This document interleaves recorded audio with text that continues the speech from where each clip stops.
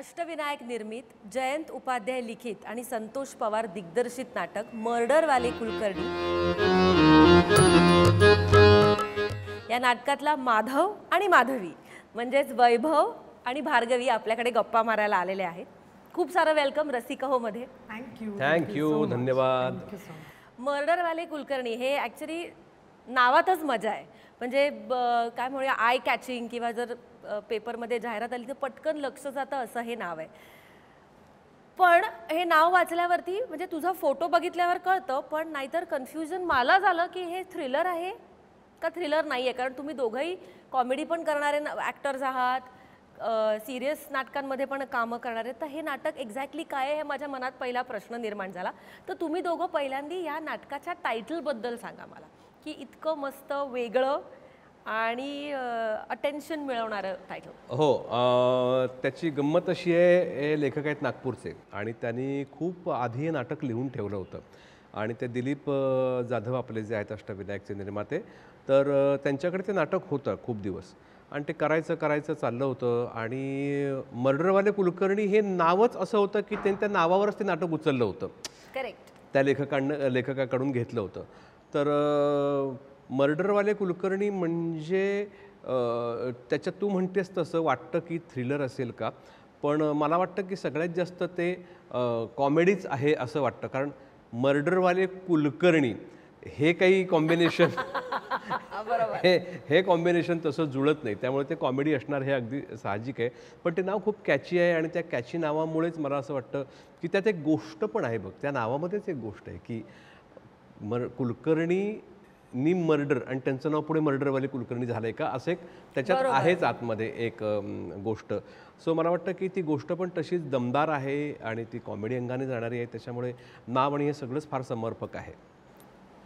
आणि पण हा त्याच्या प्रेझेंटेशनमध्ये एक प्रकारचा फार्स जरी असला तरी तुमचं म्युझिक, त्याची स्टोरी लाईन ह्याच्यामध्ये एक सस्पेन्स थ्रिलरचा जो एलिमेंट आहे त्याच्याबद्दल सांग भार्गवी. नाही, मुळात मला असं वाटतं की सस्पेन्स थ्रिलर असेल एक सरधोपट गोष्ट खरं तर आम्ही वेगळ्या पद्धतीने मांडले. तुझी फार्सिकल पद्धत म्हणतेस ती म्युझिकनी थोडंसं आम्ही त्याला उठाव आणून सुरुवातीला लोकांना काय आहे काय नाही कळलं नाही पाहिजे अशा अर्थाने ते केलं आहे. पण एकदा जसे जसे पैलू उलगडत जातात तसं ते कळतं की ते साधं सरळ नाटक आहे. आणि मुळात ते नाटक पाहिल्यानंतर अर्धे लोक बघणारे आम्हाला येऊन सांगतात आम्हीच दमलो पहिला अंक बघून. कारण ते इतकं फास्ट आणि पेसी ठेवलं आहे संतोषनी, तसं मुद्दामूनच ठेवलं आहे. त्यामुळे ते त्या अंगाने जाणारच नाटक आहे आणि ती मजा म्हणूनच बघण्यासारखं आहे ते. आणि तुम्ही दोघंही एवढे अप्रतिम कलाकार आहात. म्हणजे जो ॲक्टर सगळ्या प्रकारचे रोल्स करू शकतो तो मला वाटतं उसकी जीत आहे.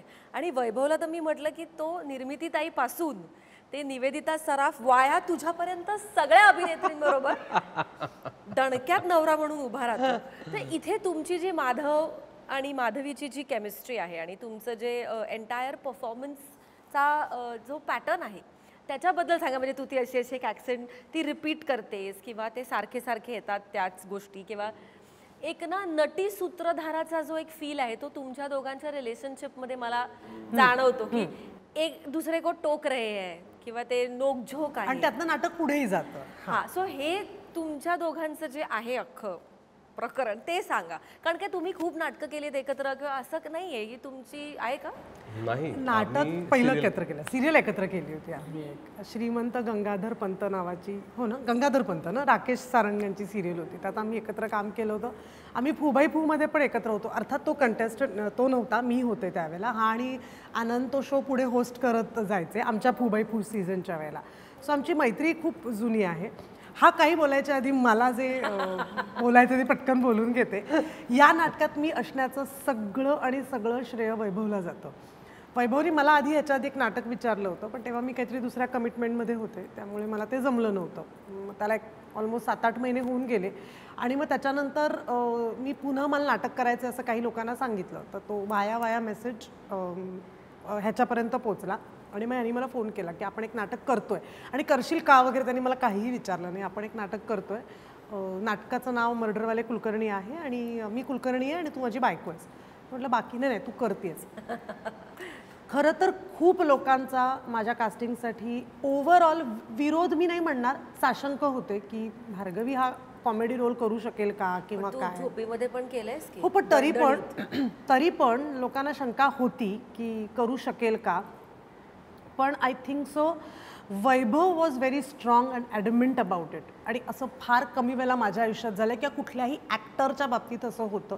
आपले मित्र असतात पण ते म्हणतात अरे प्रोड्युसर मी नाही आहे ना, मी डिरेक्टर आहे, प्रोड्युसर म्हणेल ती ॲक्टर असते. मग जेव्हा मित्र प्रोड्युसर असतो तो म्हणतो डिरेक्टर सांगेल ते मला करावं लागतं. आपले मित्र असतात, आपण त्यांच्याबरोबर कॉफी पितो, आपण त्यांच्याबरोबर त्यांच्या प्रीमियरचा साड्या बिड्या नेसून गजरे बिजरे घालून सगळं करतो आपण. We stand by them, we promote their activities. आणि मी खूप मोकळेपणाने सांगते, त्याच्यात त्यांचं काहीच वाईट नाही. मी तुझ्या ह्या मताशी पूर्ण सहमत आहे. मी माझ्या खूप कमी मित्रांबरोबर काम केलंय. आणि बरं दुसरी गोष्ट, ते आपल्याकडनं ज्या ऍक्टरला कास्ट करतात त्यांचा नंबर आपल्याचकडनं घेतात. भार्गवी जरा नंबर देशील का वगैरे हे सगळं घडतं. पण आपण त्यांच्या कलाकृतीत समहाव त्या गणितात नसतो. त्यामुळे मी हे खूप अभिमानाने सांगते की मला आनंद झाला की कुठल्याही काय म्हणतात त्याला गोष्टींचा विचार न करता वैभवनी मला भार्गवी पाहिजे आणि ती असणाऱ्या नाटकामध्ये हे त्यांनी खूप he has made it a point की मला भार्गवी पाहिजे. मग त्याच्यासाठी त्यांनी काय जद्दोजहद केली असेल त्याला माहिती, पण फायनली मी तिथे दिसले. आणि जे काही मी ॲज अ कॅरेक्टर उभी राहिले, संतोष पवार आणि जयंत उपाध्ये इतकाच रोल वैभवचा त्याच्यामध्ये आहे. कारण एकदा दिग्दर्शक नाटक बसवतो, लेखक लिहितो, त्याच्यानंतर रोज आपण प्रयोग करत असतो. मी अजून एक छोटा किस्सा सांगणार आहे. खरंच हे ना एवढा कॉमेडीचा जॉनर आणि त्याची एनर्जी लेवल आम्हाला अंदाजच येत नव्हता. त्यात आम्ही रिहर्सल्समध्येच खूप कंटाळायचो, कारण कॉमेडी नाटकात समोर आमच्या कोणीच नसायचं. तर आम्हाला वाटायचं काय लोक हसतील का नाही, आणि काहीच अंदाज येत नव्हता. आणि आमचा पुण्यातला प्रयोग होता तिसरा, म्हणजे ओव्हरऑल तिसरा प्रयोग, पुण्यातला पहिला प्रयोग. आणि आम्ही खूप घाण काम केलं, खूप घाण. म्हणजे हे आम्हाला कळलं नाही की आम्ही घाण काम केलंय. आम्हाला वाटलं आम्ही एनर्जी नाही लागली, आवाज नसेल पोचत काय. समहाव बालगंधर्वला आमचा पहिला प्रयोग होता पुण्यातला, यशवंत झाला होता, तो महत्वाचा ना, पुण्यातला प्रयोग महत्वाचा. आणि ना हा खूप प्रयत्न करत होता खुणेनी आम्हाला समजवायचं, तेही आम्हाला कोणालाच कळलं नाही, कोणालाही नाही नाटकात हा सोडून. आणि आम्ही खुश टाळ्या वाजवल्यानंतर. आणि पडदा पडल्यानंतर न भूतो न भविष्यात एवढा वैभव आम्हाला ओरडलाय. म्हणजे ना जेवणही जाईना. शाळेत असतं ना आपल्याला टीचर खूप ओरडतात आणि आपल्याला जेवणही जात नाही किंवा काय, असं रडायला पण येत असतं, कळतच नाही. बरं आमचा प्रॉब्लेम काय झाला, आम्हाला कोणाच ॲक्टरना कळत नव्हतं की आपण काय घाण केलं, आपण तर असंच करतो काम, आपलं काहीच चुकलं नाही. नेक्स्ट डे मीटिंग बोलवली वैभवनी आणि आम्हाला नंतर उमजायला लागलं की त्याला काय म्हणायचं होतं, की आमचं त्या प्रयोगात काय चुकलंय. पण त्यानंतर आम्ही सगळे खूप ऑन टोज काम करतो. 156 प्रयोग झालेत आता आमचे एका वर्षात. सो त्याच्यानंतर आम्हाला ओरडा नाही मिळाला आहे, पण तो प्रयोग मी कधीच विसरू शकत नाही.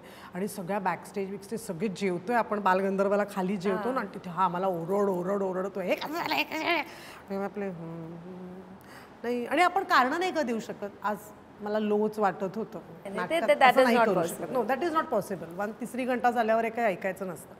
पण येस, त्या बाबतीत मी 100% मला हे बोलायचं होतं. मी 2-3 कार्यक्रमात बोलले, बट असं ऑन स्क्रीन पहिल्यांदा बोलले. तुला माहिती आहे, मी बघितलंय ओव्हरऑल की 2 प्रकारचे ॲक्टर्स असतात. एक जे आपल्याबरोबर काम करणारे आपल्या तोडीस तोड असावे, म्हणजे आपलं प्रोडक्ट पुढे जाईल, आणि एक जे आपल्यापेक्षा कमी असावे, म्हणजे आपण सर्वात काही ते मोठे दिसू. अशी 2 मनस्थिती असते. पण वैभव हा असा कलाकार आहे की त्यांनी सगळ्या वेगवेगळ्या पद्धतीच्या ॲक्टर्स बरोबर काम केलं आणि तो त्यांच्या तोडीस तोड आणि त्यांना घेऊन I think it's a big deal. आणि खरंच सांगते, हाही एक खूप लोकांनी मला प्रश्न विचारला होता, अच्छा वैभव जय बुवा तुझी आता मजा बघ का त्रास देतो, असं लोकांचं मत आहे. काहीच नाही, मला कधीच नाही. मी आज सगळ्यात इतकी वर्ष काम केलंय, त्यांनी मला कधीच त्रास दिला नाही, काही नाही. त्याच्यावर लोकांचं हेही म्हणणं असतं, हा त्यांनीच तुला कास्ट केलंय ना, मग नाही देणार त्रास. हे काय वाक्य, आय रिअली डोंट नो. ह्याच्याबद्दल खूप गैरसमज आहेत आणि या पॉडकास्टच्या माध्यमातून ते दूर व्हावेत अशी खूप, तो बोलणारच नाही, पण ही माझी मनापासून इच्छा आहे की हे दूर व्हावेत. मी जास्त बोलते, पण मी आम फुल्ली विथ यू, कारण माझा पण एक्सपिरियन्स, आम्ही काम नाही केलंय, पण आम्ही इकडे तिकडे भेटल्यावर खूप मजा केली आहे. पण लोकांचं असतं नाही काय आहे तो मुद्दा. आता हा प्रश्नापासून परत सुरुवात करूया आपण, मग त्या मुद्द्यावर परत मी येतो. भार्गवीचा ना ह्युमर खूप चांगला आहे. म्हणजे तू बघ ती ज्या पद्धतीने किस्से सांगते ना, तर मला ते भयंकर आवडतात आणि मी हसतो. 2-3 लोक आहेत की ज्यांच्या किस्स्यांवर आपल्याला खूप देमार हसायला येते. एक आनंद इंगळे आहे, त्याचे किस्से मोने आहेत. बायकांमध्ये खूप कमी आहेत हा. खूप कमी नाही, खूप रेअर आहेत की मला असं आठवतच नाही. म्हणजे तू मला विचारलंस ना तर मला नाही येत, मी नाही करू शकत comedy, असं मला वाटतं. म्हणजे ऑफ स्क्रीन तो तिचं जे टायमिंग आहे ना की विनोद सांगण्याचं किंवा किस्सा सांगण्याचं, तर ते खूप अमेझिंग आहे आणि मला भयंकर हसायला येतं. तर मी म्हटलं की ही असं ऑफस्क्रीन बरं टायमिंग असणारी तर ती स्टेजवर पण चांगलं काम करूच शकते की. म्हणजे मलाही खूप लोकांनी असं विचारलं का आम्ही मेलो होतो का, असे खूप जणांनी प्रश्न विचारले मला. अगं पण म्हटलं तसं नाही, ते सगळं जुळून आलं, त्याच्याकडे वेळही होता आणि हे ज्या पद्धतीचं नाटक आहे तर त्याच्यात दुसरं असं महत्त्वाचं आहे ना की खूप कॉन्ट्रॅक्ट शो असतात आमचे, कारण हे तसं नाटक आहे. बरोबर. हां, कारण ते त्या एका ठराविक वर्गासाठी तयार केलेलं किंवा त्यांच्यासाठी केलेलं नाटक आहे. सो आम्ही फोकस आमचा क्लिअर होता की आपण कुणासाठी करतोय. हा एक प्रत्येकाने प्रश्न विचारायचा असतो ना की हे तुम्ही का करताय, कुणासाठी करताय. तर हा प्रश्न आम्हाला अगदी महत्त्वाचा आहे. तर मला वाटतं की आ वाढून आपण काहीतरी करतो आणि नंतर ते फसतं. तर आमचं ह्याच्यात तो मुद्दाच नव्हता. आम्हाला माहिती होतं हे कुणासाठी करायचं आहे आणि ते तिथे चालू आहे कॉन्ट्रॅक्ट शोसाठी वगैरे या लेवलवर. भार्गवीचा मुद्दा नव्हता, तिने केलं. निमिषचं जे हे आहे ते सुद्धा मी कास्टिंग केलेलं आहे, निमिषचं पण. सो मला असं वाटतं की आजूबाजूला तुमच्या लोक असतात आणि तुम्ही संधी देऊन काही उपकार नाही करत. तुमच्या त्या प्रोजेक्टचा ते एक चांगला भाग होतात आणि ते प्रोजेक्ट चांगलं तयार होतं ते. सो भार्गवीनं अजून एक तिच्यात एक चांगली क्वालिटी अशी आहे, आता तिनं माझं कौतुक केलं म्हणून मी सांगत नाही आहे, पण असं एक आहे ना, तिनं सांगितलेलं ऐकते, कारण तिला ना तिच्या लिमिटेशन्स माहिती आहेत. आणि ज्या माणसाला लिमिटेशन्स माहिती असतात ना तर त्याच्यातच प्रगतीची शक्यता असते. तुम्ही जर कुणाला सांगायला गेलात आणि जे लोक एक्सक्यूज देतात ना किंवा डिफेंड करतात ना, त्या लोकांमध्ये तुला फार प्रगती दिसत नाही पुढे जाऊन, मग ते कुठल्याही क्षेत्रामध्ये असू दे. बरं चुकलं का, बरं मी विचार करतो. ओके झालं, हां ओके. त्याच्यातून तो माणूस त्या प्रोसेस, अरे हे हो बरोबर चुकलं यार, आपण हे असं नाही करता कामा, म्हणजे तुम्ही पुढे जाता. माझं चुकलंच नाही आणि मी नेहमी बरोबर असतो, त्या लोकांचं काही होऊ शकत नाही. सो हिला म्हणजे भार्गवी जे पहिले काही प्रयोग काम करत होती आणि आता जे काम करते तर त्याच्यामध्ये खूप फरक आहे. बरं ती 2 वेळचंच जेवते, ते सुद्धा एवढं जेवते, तर त्यातही ती एनर्जी, तिला ह्याच्यावर नाही ओरडलो होतो मी, तू जर एवढं खातेस तर तुझी एनर्जी लागणार कशी नाटकामध्ये. तेव्हापासून तिला काळजी घ्यायला लागली. ती काय खात असेल पीत असेल मला माहीत नाही तिच्या डाएटचं, पण तिनं एनर्जी कधी कमी नाही केली. आणि आपसूक नंतर काय होतं प्रयोगागणितसुद्धा तुम्हाला कुठे कधी कशी एनर्जी लावायची याचं एक ट्रेनिंग पण मिळतं ओव्हर द पिरियड. हे मी ॲक्च्युली विचारणार होते की ते तुम्ही कसं ठरवता. हां, म्हणजे हे आता किती एनर्जी लावायची किंवा किती नाही, कुठे कंट्रोल, कुठल्या प्रकारच्या प्रयोगाला कसा परफॉर्मन्स ऑल्टर करायचा. कारण कॉमेडी नाटकामध्ये विशेषतः फार्समध्ये ह्याला स्कोप आहे ना. हो. तर त्याचं उत्तर असं आहे की शेवटी ना एक नाटक जेव्हा हातात येतं नटांच्या, तेव्हा 2 शक्यता असतात. एक तर म्हणजे ते मग नाटक सोडतात आणि मग ते नाटक सोडतात, म्हणजे स्टेजवर ते एक मेकॅनिकल काम करायला लागतात आणि ते ठरवून घेतात की एवढं करायचं की तेवढा रिझल्ट आपल्याला मिळेल. कॉमेडी नाटकाला ही भीती जास्त असते, कारण रोज कॉमेडी करूनही ना त्यातला तो चाम निघून जायला लागतो. म्हणजे भरत जाधव किंवा प्रशांत सर ही फार मोठी उदाहरणं आहेत याच्यामध्ये की ते कन्सिस्टंटली त्याच एनर्जीने आणि त्याच इंटेन्सिटीनं प्रयोग करतात. त्यांचे कधी प्रयोग असे फसत असतील, शेवटी प्रयोग आहे तो, आपण म्हणून त्याला प्रयोग म्हणतो. सो ना एकदा नाटक तुला कळलं ना की इथे हे तू एनर्जी सेव्ह करायला शिकतेस आपोआप. म्हणजे हिला दमछाक सुरुवातीला होत होती कारण मला एनर्जी लावून करायचं, पण हळूहळू तिलाही कळत गेलं की हा इथे थोडंसं रिलॅक्स होण्याचे पॉईंट्स आहेत. सो तिथे आर्टिस्ट रिलॅक्स होतो आणि मग तो तिथून पुढच्या आता हा सीन आपल्याला चोपायचा आहे, कारण माहिती आहे की हा प्रेक्षकांसाठीचा सीन आहे. तर म्हणजे जसं सिरियस नाटकात असतं तसंच कॉमेडी नाटकात पण आहे 100% की इथे कंट्रोल करा, इथे तो चढवा, इथे मिळणार ऑडियन्सची रिॲक्शन. हो. सूत्र सगळीकडे सारखंच आहे ना ग. किंवा काही वेळेला असं होतं की सुरुवातीचा ना आपला सूर चुकीचाच लागतो, एखादा सीन पहिलाच सीन सुरू करताना. मग समोरच्या ऍक्टरला ते कळलं पाहिजे की नाही काहीतरी चुकलंय. मग दॅट बिकम्स हिज रिस्पॉन्सिबिलिटी की तो सीन उचलून पुन्हा त्या सुरावर आणून ठेवायचं. ते करणं पण खूप गरजेचं. म्हणजे या नाटकात मला संधीच नाही की मी ड्रॉप करावं. निमिषला मी कैकदा स्टेजवर सांगितलंय, एनर्जी किंवा ऑडियन्स आपल्या बरोबर नाहीये आज, थोडा पेस लावा. पण हे केवढं महत्वाचं आहे. इथे टीम आणि केमिस्ट्रीचा खूप फरक पडतो. मी नाही ऐकणार, मी माझ्याच पेसला बोलणार. एक तर आमच्या नाटकात असं कोणीच नाहीये की मी नाही ऐकणार, माझं मला कळतंय, असं कोणीच नाहीये. त्यामुळे ते दॅट खूप फरक पडतो त्याने 100%. पण असं होतं का की कधी कधी माझ्याबरोबर इंटर कॉलेजच्या वेळेस झालंय की तुमचा पेस हवा त्यापेक्षा खूप जास्त लागतो आणि मग तो कंट्रोलच होत नाही होत. मग काय करायचं? नाही, तुला सांगू का, अशा वेळेला ना म्हणजे आमचं पण असं खूपदा सुरुवातीला व्हायचं की खूप स्पीड लागायचा आणि मग प्रेक्षक हे म्हणते तसं दमून जायचं की अरे थांबा जरा, मध्ये श्वास घ्या, आम्हाला श्वास घेऊ दे जरा, असं होतं. पण तू म्हणतेस तसं की तू नाटकाचा जो स्पीड आहे ना तो तुला प्रमुख नटालाच तो ताब्यात घ्यावा लागतो. कारण प्रेक्षक त्या प्रमुख पात्राबरोबर असतात.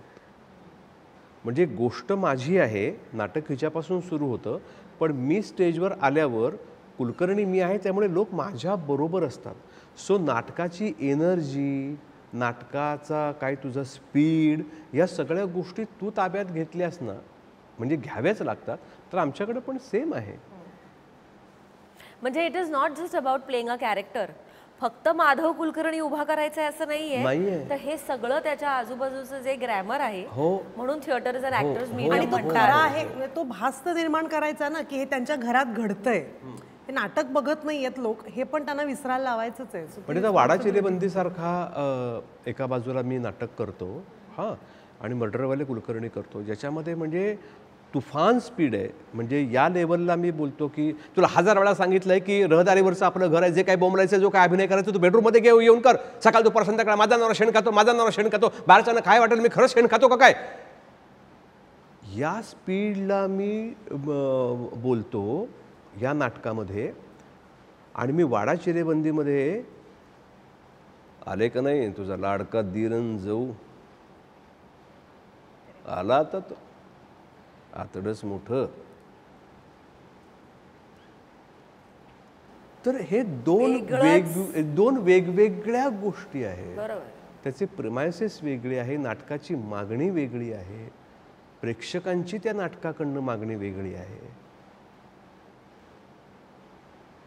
कारण पुन्हा तेच आहे की तू डायलॉगमधनं इन्फॉर्मेशन देते आहेस, तू त्याच्यातून करमणूक करते आहेस का नाटक पुढे जाण्यासाठीचा तू डायलॉग बोलतेस.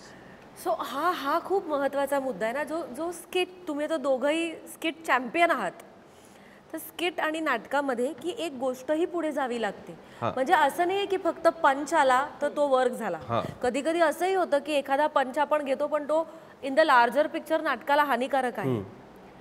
तर हा जो फरक आहे between a skit and a play, एक 2 मिनिटाचं स्किट करणं, त्या सगळ्या ॲक्टर्सना नेसेसरली कॉमेडी नाटक करता येतं असं नाही. त्यात तुम्ही विशेषतः तू थोडासा स्लॅपस्टिक पण करतेस नाटकामध्ये, आणि ह्याच्यामध्ये फार्स आहे, आणि ह्याच्यामध्ये तुम्ही आणि जो संतोषचा स्लॅपस्टिक ॲक्च्युली झोन आहे. तर संतोषसारखा दिग्दर्शक या नाटकाकडे येणं, कारण मला माहिती आहे तुमच्या आधी की 1-1.5-2 वर्ष हे मर्डरवाले कुलकर्णी दिलीप दादांना करायचं होतं. आणि ते नेहमी म्हणजे रिहर्सलला वगैरे मी इकडे तिकडे जेव्हा ते मर्डरवाले कुलकर्णी तो ते खूप काळ करेक्ट टीम शोधत होते. आणि मग तू आणि संतोष ते सगळे एकत्र आलात. तर हा संतोष पवार हा जो एक फॅन्टॅस्टिक ॲक्टर आहे, हा डिरेक्टर म्हणून नाटकाला लाभल्यामुळे काय बदल झाला सांगतो. नाही, सगळ्यात आधी मुळात असं का केलं तो बोलेलच, पण तू आधी बोलून घे. Santosh is the correct, casting जसं असतं की नाही आपलं, की हा कास्टिंग वाईज करेक्ट ॲक्टर तिथे फिट झालाय, संतोष हा नाटकासाठीच म्हणजे त्यांचं ते कॉम्बिनेशन जोड्या लावामध्ये ऑलरेडी जोडलेलं होतं असं मला वाटतंय. आणि संतोषला हे म्हणजे इनफॅक्ट त्याच्यासाठी हे रोजचं होतं. आम्हालाच टेन्शन यायचं, बापरे संतोष अरे सांग ना कसं करायचं, आणि त्याला रोज सुचतं ग रोज. त्यामुळे आदल्या दिवशी त्यांनी जे बसवलंय ते आपण पाठ नाही केलं तर तो नवीन बसवतो. त्यामुळे आम्ही त्याला थांब काल हे नाही, काल हे झालं, थांब जरा आधी आम्हाला हे फिक्स. त्या बाबतीत ही अत्यंत हुशार आहे. एक तर पटकन पाठ होतं हिचं आणि हिला मुवमेंटही पटकन लक्षात राहतात. त्यामुळे ती म्हणायची थांब थांब थांब थांब हे आपण पटकन एकदा करून घेऊ, माझ्या डोक्यात फिक्स होईल. दुसऱ्या दिवशी तो बसवायला थांब संतोष आधी बसवलेला आम्ही करून दाखवतो. नवीन इतकं सुचतं म्हणजे काही विचारू नकोस. पुढे नाही, आता तू बोल. एवढं मी सांगितलं की हे तो बेस्ट होता त्याच्या. आणि मला ते स्किट टू नाटक पण सांगतो. ऐकायचं आहे. संतोष आहे ना, संतोष मला डिरेक्टर म्हणून फार आवडतो. संतोष नाटक फार चकचकीत बसवतो, तो हलतं ठेवतो. त्याचा बाज लोकनाट्य टू नाटक असा आहे आणि त्याने यदाकदाचित त्याचं असेल, जाणून बुजूनसारखं नाटक असेल, अजून कुठला पैसा त्याने केलं होतं ते असेल, किंवा आता जी नाटकं चालली आहेत ते नाटक तो खूप सुंदर बसवतो. म्हणून तो मला आवडायचं, सुरुवातीपासून आवडायचा. आणि तो हुशार दिग्दर्शक आहे. म्हटलं या नाटकाला असाच पाहिजे की ज्याला फार्सची जाण आहे. म्हणजे हे पण you are a part of that decision. हो की या नाटकाला असाच दिग्दर्शक पाहिजे की ज्याला इम्प्रूव्हाइज करता येईल. आपल्याकडे इम्प्रूव्हाइज करणारे किती दिग्दर्शक आहेत. तुम्ही संहिता देता, दिग्दर्शक नाटक बसवतात. एक दोन सीन नाही आवडले, नाही पटले तर पुन्हा लेखकाकडनं लिहून घेतात, डिस्कशन करतात आणि पुढे जातात. तिथल्या तिथे इम्प्रोवाइज करणारे किती लोक आहेत. कारण या नाटकाला उपाध्ये हे नागपूरमध्ये असणारे लेखक आहेत. ते त्यांच्या काय ॲक्टिव्हिटीजसाठी लिहिणारे नाटक लिहिणारे लेखक आहेत. ते काही कमर्शियल नाटक लिहिणारे लेखक नाही आहेत. सो हे नाटकाचा प्लॉट आणि सगळं आवडलं होतं म्हणून आम्ही ते घेतलं. पण त्याच्यामध्ये खूप काही गोष्टी आम्हाला कराव्या लागल्या. मग मूळ हा जरा वाह्यात प्रश्न आहे, पण नाटक ओरिजिनली किती होतं आणि त्याचं तुम्ही किती केलं? ऐक, ते जी गोष्ट ते सूत्र आहे, तो सांगाडा जो आहे तोच आहे. कळलं. पण पंचेस भरण्यापासून कॅरेक्टर तयार करण्यापर्यंतची जी सगळी गोष्ट आहे ना, ती संतोषनं केलेली गोष्ट आहे. म्हणून तिथे रंगावृत्ती लिहून रंगावृत्ती असं लिहून येतं. कारण त्याने ना खूप भरल्या आहेत गोष्टी. जसं आपण काय म्हणतो, आपण ते गौरी सजवतो, आपण जशी एक हे ढाचा असतो आणि त्याच्यात आपण तिला सगळी भरतो जशी, तर तसं ते त्याने केलेलं आहे. आणि त्याला माहिती होतं की आमच्यासारखे कलाकार आहेत आणि हे सगळं ज्या पद्धतीने आम्ही करतोय ते त्याला आवडणारच होतं. सगळे आवडीचेच कलाकार होते त्याच्यामध्ये. त्याने त्या पोलिसाला किती छान बहारदार बनवलं त्याने त्या अर्थामध्ये. तर संतोष या पद्धतीने आला आणि त्याने उत्तम सगळं केलं. त्याला रिपिटेटिव्ह ती ऍक्शन माने हा, करत हा, सगळं हे एकदम संतोष काय करून दाखवलं मला तुम्ही. आता तुझा जो प्रश्न आहे की स्किट आणि नाटक, तर तुला सोपं त्याचं उदाहरण असं देईन की एक 2.5-3 मिनिटाचं गाणं आहे आणि एक 40 मिनिटाचा ख्याल आहे. आणि दोघांची गंमत आहे. म्हणजे कोणी जास्त कमी असं नाही, पण तुम्हाला 40 मिनिटाचा ख्याल गाण्यासाठी एक बुद्धी, श्रम आणि सातत्य या गोष्टी लागतात. आणि गाणं तुम्ही 2.5 मिनिटामध्ये बेसिक तयारी करून तुम्ही त्याचा इम्पॅक्ट देऊ शकता. त्याची गंमत येतेच. पण जी ख्याल आहे 40 मिनिटाचा, तो गायला ना खूप मोठा स्पॅन लागतो आतमध्ये. आणि नटाच्या आतमध्ये खूप मोठा एक अवकाश असावा लागतो की ज्याच्यामध्ये ती भूमिका भरून ती तुला 2 तास 2.5 तास सस्टेन करायची आहे. Sustain is very difficult. म्हणजे अंगावर घेऊन जाणारे नट किती आहेत असा जेव्हा अरे हा घेऊन जाऊ शकतो सिनेमा अख्खा अंगावर. बरोबर.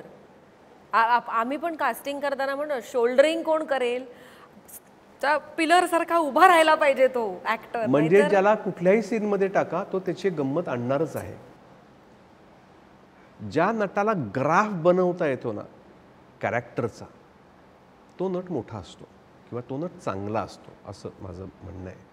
सो तो फरक आहे स्किट आणि नाटक याच्यामध्ये. तुला काय जास्ती करायला आवडतं?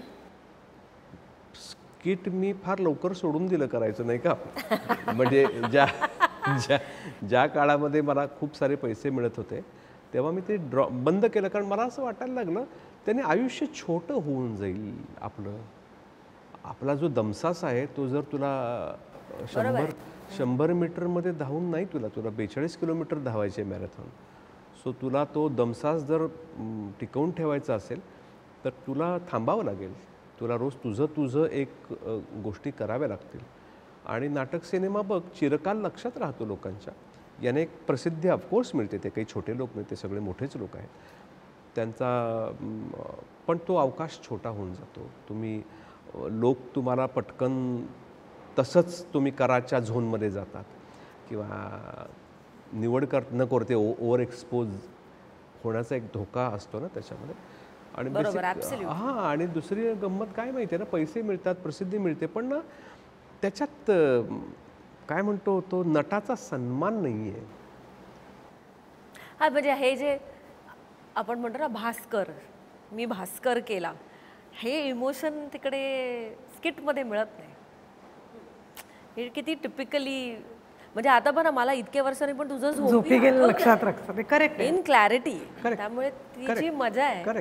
आणि this is without the internet. Social मीडियावर पॉपअप येतोय म्हणून नाही, मी ते तेव्हा पाहिलंय, ते मला काही नव्हतं पण एवढं आपल्याकडे. तुझं एक नाटक होतं ते क्षिती आणि तू हो होतं ना, बरोबर ना. सूर्या हे बघितलं होतंस का तू, एक हट्टी मुलगी का? तू इथं नाटक केलं? हो, मी 2 नाटकं केली क्षिती बरोबर. इथं हवय कुणाला प्रेम, राजन काका होता, हवय कुणाला प्रेम, चिन्मयी होती, सुनील बर्वे वगैरे सगळे लोक होते. ते इतकी वर्ष ते तुम्हाला आठवतं. आय थिंक हे ती त्याची नाटकाची गंमत आहे. तशीच आहे 100%. ते 2-2.5 तास आपल्याकडे राहतात आणि इट स्टेज फॉर एव्हर.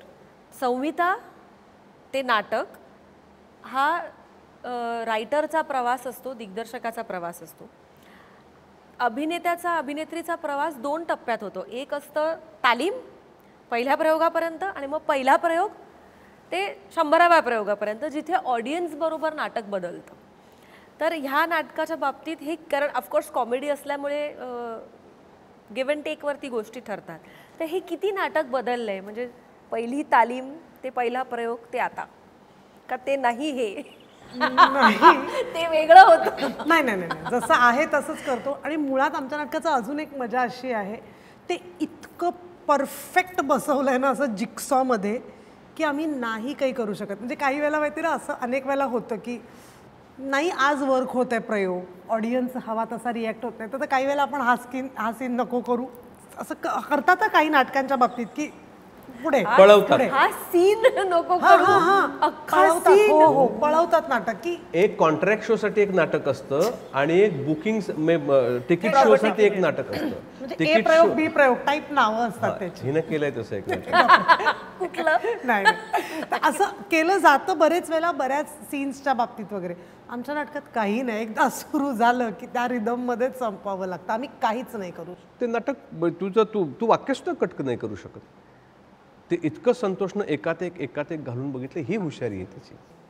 पण तुमच्या नाटकामध्ये तू मगाशी म्हणालास, त्याच्यावरनं मला जास्ती जाणवलं की कॉन्ट्रॅक्ट शोला अपील होणारं नाटक ह्यासाठी पण आहे की त्याच्यामध्ये नाच आहे, गाणं आहे, हे असे एक व्हरायटी एंटरटेनमेंटचे एलिमेंट्स आहेत. तर ते ह्याच दृष्टिकोनातने टाकलेले आहेत का, त्याचं काही दुसरं त्याच्या मागे विचार होता का, तुम्हाला असं वाटतं की it was absolutely needed in the play? 100% तू याचं एक गंभीर नाटकही होऊ शकतं. बरोबर. एक जेन्युइन सिरियसली गंभीर एक मर्डर झाला आणि तो घरात आला, ते घाबरले, तो घाबरवतोय आणि मग त्याच्यावर काहीतरी उपाययोजना जेन्युइनली काहीतरी शोधतायत, पोलीस येतो, त्याला एंटरटेन आम्ही करतो. तर याच्यावर एक गंभीर नाटकही होऊ शकतं आणि याच्यावर एक फारसही होऊ शकतो. सो गंभीर नाटक केलं तर तो एक कॉमन विषय होऊन जातो. हा, एका घरात एक गुंड आला, तो राहिला, याची त्याची मजाच नाहीये. हिचा मुलगा दुबईत आहे, डोळ्यासमोरून गेला आता. हा, सिरियसली म्हणजे तर त्याला काही फार म्हणजे काय म्हणतो, त्याला गंमत नाहीये. याचा जेव्हा फार्स होतो की एक गुंड ज्याने खून केला आहे आणि ज्या माणसाने बघितलं आहे त्याच्याच घरात हा जाऊन राहतो आणि मी तुमचा मुलगा आहे असं पोलिसांना सांगतो, तर याच्यातच एक गंमत आहे आणि फार्स आहे.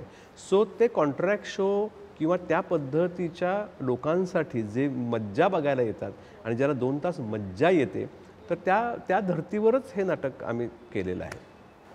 आणि दुसरे जे 3 मेन कॅरेक्टर्स आहेत ते इथे नाही आले तरी त्यांच्याबद्दल सांगा, स्पेशली या अनुषंगाने की ते डबल रोल पण करते, सुकन्या 2 रोल करते वगैरे, तर अजून एक कास्टिंग न करता असं का केलं?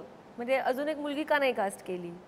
ते हे बघ, त्यातल्या 2 गोष्टी आहेत की तुला डबल रोल करायचा आहे, या धर्तीवर खूप लोक तयार होतील. 2 रोल आणि 2 वेगळे आहेत, म्हणजे असं काही नाही की सिमिलॅरिटी. मी तुला फक्त एक पहिला 3.5 मिनिटाचा एक ती कोणी रिपोर्टर येते, तर ती तेवढंच काम करायला कोण तयार होणार आहे? बरोबर. तर ते काम करतानाच लोकांना मजा पण येईल आणि छोट्या 2 भागांमध्ये काम आहे, तर त्याची मजा येईल म्हणून तो तसा केलेला होता. निमिष तर आपल्याला माहिती आहे की हास्य जत्रा वगैरे याच्यातून तो काम करतो आणि छान काम करतो. हो, तो आणि तो एकदा गोड पण दिसतो, something very cute about it. हां, तो हुशारही आहे आणि त्या याच्यामध्ये त्याला अशी भूमिका त्याला करायला नव्हती मिळाली कधी. पहिल्यांदा त्याने विलन या गुंडाचा रोल वगैरे त्याने असं केलेला आहे. आमचा जो विकास आहे तो तर एकांकिकांमधूनच आलेला मुलगा आहे. त्याला त्याच्याकडे त्याची स्टाईल आहे. विनोदाची दोघांनाही उत्तम जाण आहे, त्यामुळे ती काम करताना सुद्धा आम्हाला स्टेजवर खूप मजा येते अगं सगळ्यांबरोबर. सो ह्याच्यावरतीच प्रश्न, हसता का तुम्ही प्रयोगात? हसू येतं का? हो वळून हो, हा खूप हसवतो आणि स्वतःच खूप हसतो. बरं, हाही हसतो, आम्हालाही हसवतो आणि आम्ही म्हणजे कधी कधी आम्हाला राग येतो आम्हालाच की असं नाही हसलं पाहिजे. ऑडियन्सला कळतं तुम्ही हसताय? नाही, फार क्वचित म्हणजे आम्ही हसलेलं फार क्वचित कळतं. हां, आम्ही हसतो, पण कॉमेडी नाटकात ते शक्यच नाही की तुम्ही फार सिरियस बिझनेस करून, कारण आम्ही करत असतो खूप. अरे कधी काही पंचेस ना एवढा लाफ्टर येतो की तुला तो जेल होतानाच तुला हसायला येतं. अरे आज एवढे का हसले लोक, असं पण होतं कधी काही. तुम्ही सांगून घेतो तू पंचेस का, एखादा तुला तिथल्या तिथे नाही, तिथल्या तिथे पण अनेकदा सुचलेलं आहे. मग नाही होत? नाही, एवढं नाही कोणी. आता एकदा रिसेंट सांगते, माझ्या गाडीचा आता जरा इश्यू झाला आणि माझी गाडी टो करून एक्सप्रेसवेवर बंद पडली माझी गाडी आणि टो करून आणावी लागली. अरे खूप मेजर, आणि माझा प्रयोग होता पाडव्याच्या दिवशी यशवंतला, आणि सगळं मी खूप अशी त्रस्त होऊन आले, यार हे काय गाडीचं. आणि दुसऱ्यांदा झाला माझा सेम प्रॉब्लेम एक्सप्रेसवेवरच. मी खूप त्रस्त होते आणि अशी होते. आणि नाटकात असं वाक्य आहे, अरे मर्डर झाला, काहीतरी आवाज येतो म्हणून आम्ही गॅलरीत आलो, तर हा म्हणाला, हो कोणीतरी गाडी टो करतंय. लाईक कसं बोलू मी आता पुढे, थांब ना. तर माझ्या प्रॉब्लेममध्ये आहे, माझी गाडी कुठे असेल काय, मी प्रयोगात आहे, मला फोन करता येत नाही कोणाला, आम्ही आपल्या घरच्यांचे नंबर देऊन ठेवले. आता त्याला विनोद सुचतोय, आता तू नको गाडी टो करतायत कुठली तरी. असं आम्ही खूप काय करत असतो. एकदा तो हवालदार आहे, तो असं आल्या ते करतो नाही काम.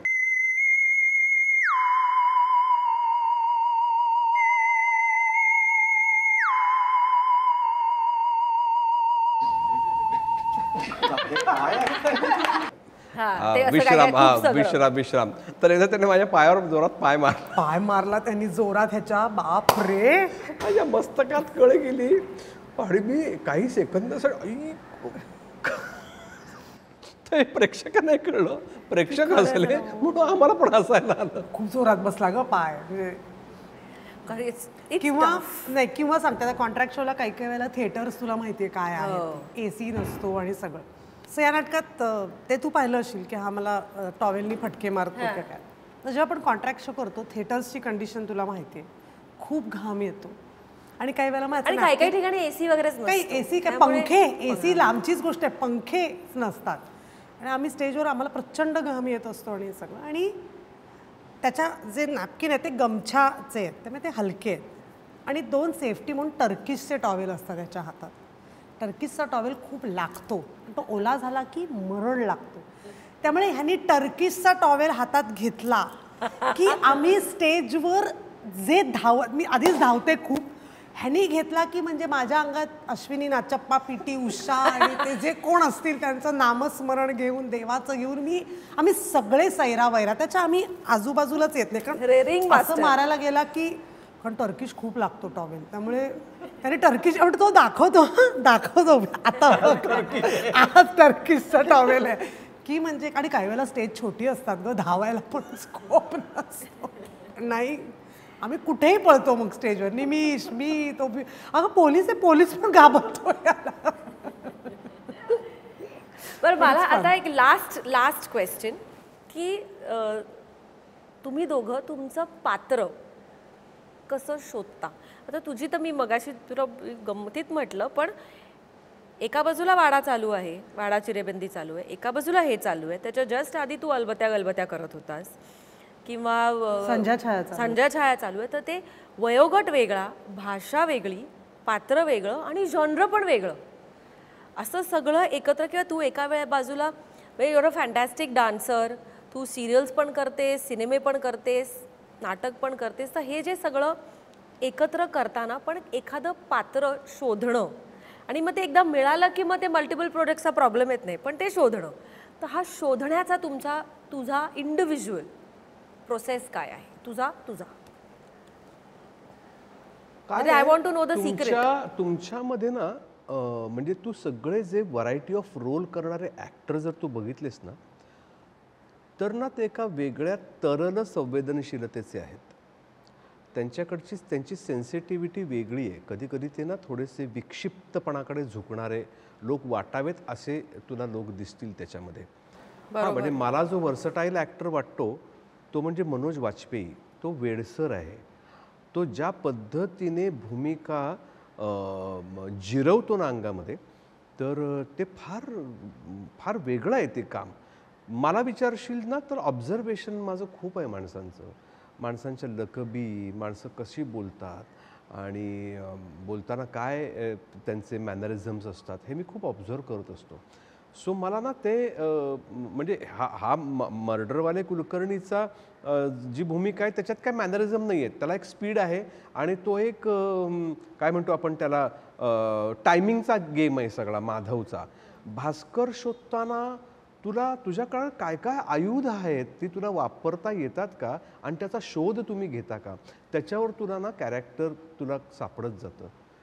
मला सुदैवाने असं आहे माझं वाचन बऱ्यापैकी आहे. मी वाचतो, मी माणसं पाहतो आजूबाजूला तर मला त्यांच्यातलं काहीतरी सापडतं. म्हणजे उदाहरण सांगतो तुला. मग्न तळ्याकाठी केलं आणि वाडा केलं. वाडा आम्ही करत होतो त्यात साधारण भास्कर 50 वर्षाचा आहे आणि पुढे मग्नमध्ये तो 60 वर्षाचा आहे. तर 10 वर्षाचा काय फरक पडतो. तर चंदू सर म्हणाले तू दाखव बरं फरक काय करशील याच्यामध्ये. म्हटलं आईला हे 10 वर्षाने असा काय माणूस वेगळा नाही ना. मग 50चा माणूस आणि 80 वर्षाचा माणूस तू दाखवू शकतेस पण तू 60चा माणूस कसा दाखवणार. तर म्हटलं थांब काहीतरी आयडिया केली पाहिजे. वीक तर पांढरा मला बनवला, एक मफलर टाकला. पायरी उतरताना फक्त गुडघ्यावर हात धरतो तो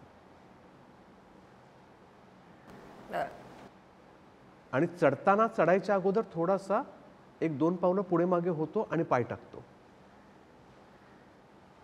तर बरोबर कारण मॅनरिझम बदलला नाहीये फक्त वय दाखवलं. माणूस एवढा म्हातारा होत नाही ना 10 वर्षामध्ये. पण मॅनरिझम मध्ये याचं थोडं वय वाढलंय हे. मग तेवढंच. आता हे तुला कशाने मिळतं हे तुला ऑब्झर्वेशननेच मिळतं. म्हणून नटाला ज्याचं ऑब्झर्वेशन चांगलं आहे ना आणि ज्याच्याकडे एक वेगळी सेन्सिटिव्हिटी आहे, सेन्सिबिलिटी आहे ते लोक वेगवेगळ्या भूमिका करताना दिसतात तुला. आणि एक असा ॲक्टर असतो जो तशाच भूमिका सातत्याने करतो म्हणून स्टार होतो आणि एक असा ॲक्टर असतो जो वेगवेगळ्या भूमिका करतो म्हणून स्टार होतो. तो तू आहेस. येस 100% म्हणजे हे खरंच आहे. एवढा व्हरायटी आम्ही बघितलंय त्याला. एका दिवशी तो संध्या छाया करून यायचा आणि मग आणि जेव्हा मर्डरवाले नवीन होतं आता तरी आम्ही रुळलोय पण तेव्हा तर नवीन होतं ते नाटक. सो आपल्या नवीन नाटकाचा इम्पॅक्ट आपल्यावर जास्त असतो कारण आपण त्याच्या सतत तालमी करत असतो, आपण तेच डोक्यात असतं आपल्या. पण तो संध्या छाया करून यायचा, मग कधी वाडा करून यायचा, अजूनही वाडा आणि तो हे करतो. इतकं वेगवेगळे जॉनर आहेत आणि हा इतकं लिलया करतो ना. आणि मला परवाची एक छोटीशी गोष्ट सांगायची मी ऑब्झर्व केली. आमचं नाटक झालं आणि मग वाडाचा शेवटचा प्रयोग होता पुण्यातला त्या शेवटून दुसरा काहीतरी, तर तो आणि पौर्णिमा एका कोपऱ्यात बसून डायलॉग्स म्हणत होते. So that was really nice. हे नाही बघायला मिळत. आता प्रत्येकजण खूप ना बनचुका खूप आहेत आपल्याकडे, म्हणजे असं पण हे प्रयोगाच्या आधीची चक्रीसारखं दुसरं सेफ्टी मेजर नाही आपल्या आयुष्यात. 100%. पण हे तुम्ही शेवटच्या प्रयोगापर्यंत तुम्ही करता ना, त्याच्यामध्येच तुम्ही अभिनेता म्हणून तुम्हाला काय म्हणायचंय आणि तुम्ही तुमच्या कामाच्या बाबतीत किती फोकस्ड आहात. हा इथे कंटाळा करून नाही, म्हणजे तुम्हाला अभिनेता म्हणवून घ्यायचंय का तुम्ही अभिनेता आहात, त्यातला तो फरक त्या दिवशी विंगेत ते दोघं जण म्हणत बसले होते. I could see that. आणि तुझा प्रोसेस काय आहे of finding a character? Same observational pattern. मला असं वाटतं की मी जे काही थोडंफार वाचलं आहे किंवा जे असेल त्याच्यामध्ये मला पु ल देशपांड्यांचा माझ्यावर खूप इम्पॅक्ट आहे. त्यांचं ऑब्झर्वेशन या गोष्टीवर खूप त्यांचा करेक्ट. त्यांचं सगळ्याच किंवा अपूर्वाई पूर्वरंग म्हणशील, खोगीर भरती म्हणशील, अनेक गोष्टी का त्यांचं रवींद्रांवरचं जे साहित्य आहे त्या सगळ्यामध्ये ऑब्झर्वेशन खूप जास्त दिसतं. त्यामुळे ते मला खूप आवडतं. म्हणजे कुठलंही कॅरेक्टर करताना कुठेतरी असं कॅरेक्टर आपल्याला दिसलेलं असतं किंवा एखादं मिळतं आपल्याला आणि ते आपण करण्याचा प्रयत्न करतो की असं करून बघूया का. जसं या बाबतीत माधवी कुलकर्णीच्या बाबतीत म्हणशील तर बऱ्याचशा आपल्याला एक मध्यमवर्गीय आया अशा आहेत ज्या टेलिव्हिजनवर इम्पॅक्ट होतात. त्यांना सगळंच खरं वाटायला लागतं की अरे हे खरं असेल, ते खरं असेल. आता माझी आईसुद्धा खरं तर सिरियल्स बघते, आम्ही घरात सगळे आहोत, पण तरी ती नेमानी सगळ्या सिरियल्स बघेल. मग उद्या समज तुझी असेल तर असं कसं गं मनवानी केलं वगैरे. आई मनवा आहे ती ना. तर बरोबर. ते जग खरं वाटणारी काही अजूनही माणसं आहेत जी खूप शिकलेली, वाचन करणारी आहेत, पण तरी त्या जगात त्या रमतात. सो अशी एक बाई मला रिप्रेझेंट करावीशी वाटली. हायपर ॲक्टिव्ह बाई आहे, मी स्वतः खूप हायपर ॲक्टिव्ह आहे. तर मी ते सगळं थोडं मिक्स करत गेले. किंवा माझी खूप जवळची मैत्रीण आहे, उत्तम ॲक्ट्रेस आहे नंदिता पाटकर. ती खूप अशी आहे त्या माधवी कुलकर्णीसारखी. त्यामुळे मला तिचं मी खूप पकडलं की नंदूला असं आपण ह्यातलं काही घेतलं तर नंदूमधलं किंवा तिची हसण्याची पद्धत किंवा हे सगळं असं करून ते शेवटी एक मिक्स केलं. बट मला प्रत्येक कॅरेक्टरचं मी वाचते तेव्हा मी शोधायचा प्रयत्न करते की असं मला कधी कॅरेक्टर कुठे भेटलंय का आणि मला कुठे सापडलंय का. हां, तर ते सोपं होतं पोर्ट्रे करायला. करंट चालू असलेली 3 कॉमेडी नाटकं. सई रे सई, गेला माधव कुणीकडे, मर्डर व्हायला कुलकर्णी. करंट चालू असलेली 3 थ्रिलर नाटकं. थ्रिलर आहेत. विजय केंकरे जर तुम्ही मनात आणलात. हो ते मास्टर माइंड. आता 2:22 बरोबर येईल. काळी राणी विल डू. हे पण आहे परफेक्ट मर्डर पण. हां, परफेक्ट मर्डर चालेल. करेक्ट. कॉमेडीचे 3 प्रकार. शाब्दिक, प्रासंगिक आणि